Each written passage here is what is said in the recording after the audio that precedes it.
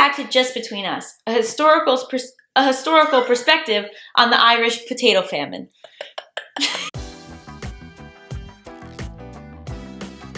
This week, I'm excited because Gabe just went on 2 dates and now wants my advice. That's right, Allison Raskin, dating expert. Well, you are. Relationship expert. Well, you are. And a lot of people would be shocked to hear that. You know, you can only go through the fire to become a firefighter, I guess. So, I'm single, and I went on a couple dates, but I don't trust it. Mm-hmm. Here's the thing. I don't know what I'm doing. So, I went on 2 Hinge dates, both perfectly lovely. Both fine, lovely people. Where'd you go? I went to Cantor's. For both? No. And then the other, I went to a coffee shop. Okay. And you're going to not like this. I was hungover on the second date. But visibly? Well, no. I warned her beforehand. And then she was like, you're fine. Like, what time was the date? Like 1 p.m. Okay. But she works for a liquor distributor, so she was like, it's fine. Yeah, I'm around hungover before. Yeah, she didn't care. I don't know what is like right. Like, if it's going like fine, do you go on a second date? If it's like, if you're like, oh, this was pleasant, but I also am not like having a burning desire that if I never see this person again, I'm going to absolutely pass away. Then like, do you go on a second date? Here's what we need to figure out first. Yeah. In order to answer these questions. Okay. What is your goal in dating? I don't know, because here's the thing, and this is, you speak to this. I'm like, oh, what I'm doing isn't working. Okay, cool. Then I like go on Instagram, and there's these Instagram relationship experts, and they're not all straight. It's gay people too that are like, relationships are compromise and hard work, and you gotta fucking die. Your sense of self has to die in order to grow bigger into a bigger thing, and everything's gonna suck, but you have love or whatever. And then I just like flip through those, and I go, well, I don't want any of this. So I don't think that a relationship should be hard at the beginning. Yeah. And obviously there are exceptions to those rules. Sometimes like you meet someone and your parent gets cancer that month, and like, you know, like there are external circumstances, or you're figuring, you know, but sure. For the most part, like interpersonally, I don't think a relationship should be hard from the get-go. Okay, but here's the thing. Then for me, when it's not hard from the get-go and it's all wonderful, beautiful bliss, then it doesn't last, because it was just like I just was on a high. Well, so I want to get back to like, what are you looking for? Like, are you just looking for people to date? Are you looking for a long-term partner? I don't know if I am built for a long-term partnership. And when you say built, do you mean that you might not be someone that wants long-term partnership, or you mean you want it but you don't know how to sustain it? I want it, but I think the thing that I want is not real, because it's like, in my head, you meet someone and it's mostly good, though, and then you're just like together and like it's mostly good. And there's not like, I don't know. But then it seems like that's not what happens. That's what happened to me. Yeah, but we don't know. We don't have the stats on that yet. What do you mean? It hasn't been like 40 years. Oh, well, you can't play that game.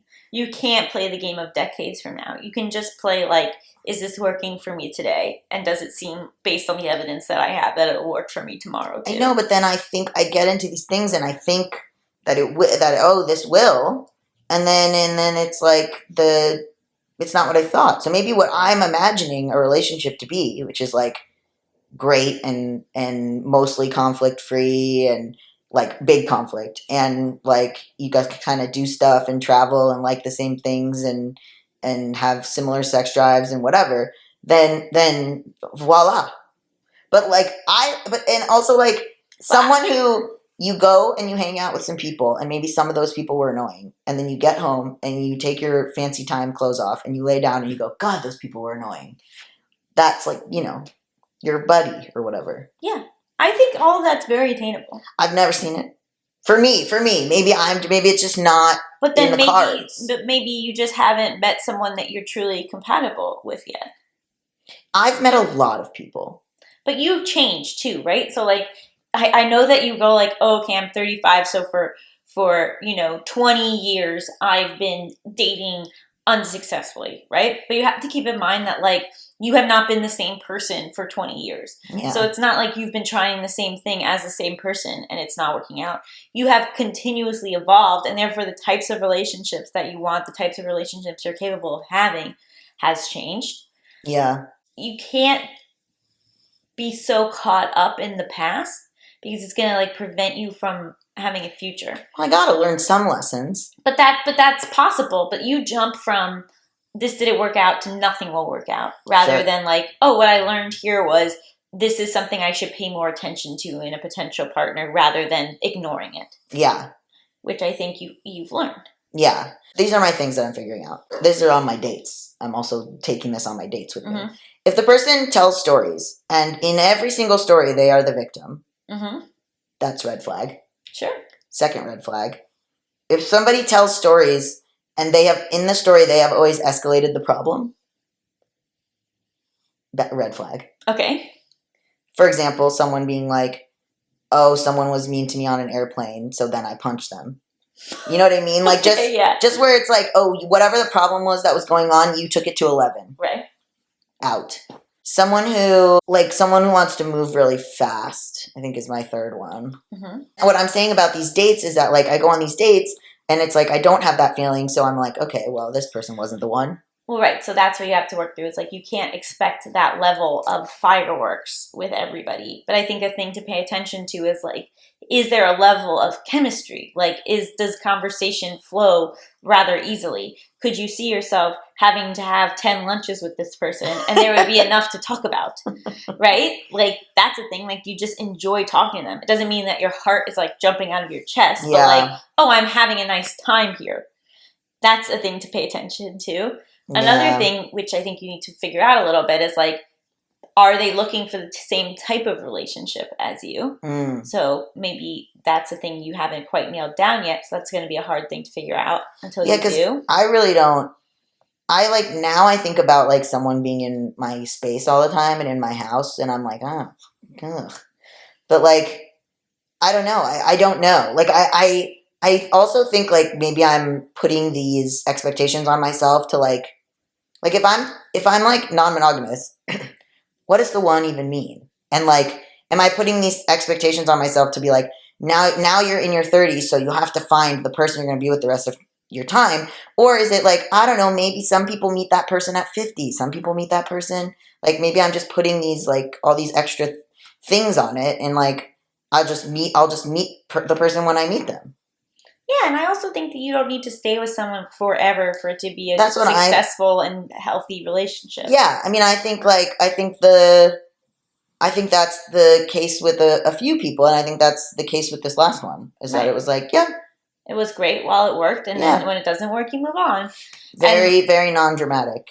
And so I really feel like the thing I don't want for you is for you to like convince yourself out of a more serious partnership, because I actually think that you do enjoy that. You do enjoy having a partner. And yeah, but not to the level that, like, I have to figure out. Right, but when you meet somebody, they can't be that to you. You don't know them that well. Yeah. Like, that's the thing, is like someone doesn't become that partner to you overnight. It's like over time, as you get to know them and as you experience more things together and as stuff gets more serious and you log more hours, then they become that kind of partner to you. Yeah, but how do you know? When do you know? But there's always an element of you don't. And then you kind of go along being like, well, this is where I want to be today. This is who I want to see today. It seems like we both want the same things. It seems like it isn't a struggle for us to be together. Yeah. And then with the time, then you get more serious. I mean, after my broken engagement, like, it was very unnerving to me to be dating John, because I was like, I don't know how to date. I just know how to be living with someone. Right. And those are two very different things. Yeah. And so it's like, this feels weird. Like, how can I feel like I feel comfortable around you, but I don't feel as comfortable as I felt when I was living with my fiance, you know? But like, that's just like part of the discomfort. And then over time, the only way that you can get there is just by putting the time in. Yeah. And then suddenly it's like, oh, I am as comfortable with you.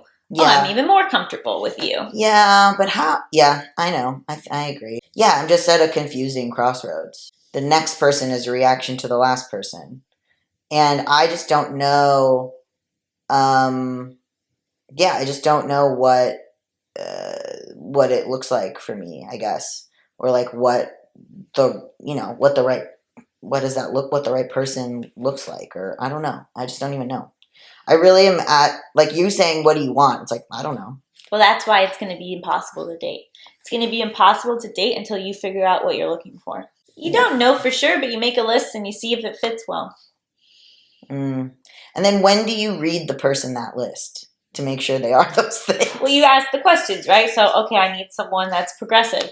You on the first date, you go, what are your politics? Yeah. I need someone who is open to polyamory. Here's the other thing, though, and you've been here for a lot of them lie up top. Yeah, but that's why also, like, you need to, like, meet people's people. You need to, like, meet people's friends and stuff. A lot of times I'll start dating someone and they'll present themselves in a way that is what they think I want, and then that wasn't true. Yeah, but that's just part of it. But that's the thing that you remember is, like, you don't really know a person at the beginning. Right. And you can't, like, you choose to believe them and you're gathering information, but, like, there's a level of, like, this is kind of a stranger to me. Yeah. And only time is how I'm going to get to know them. Yeah. Well, I feel good about this. A historical perspective on the Irish potato famine. What other perspective would there be? It's history. Well, part of history is what can we learn? Okay. What can we learn? An educational perspective. Yes. On the history of the Irish potato famine.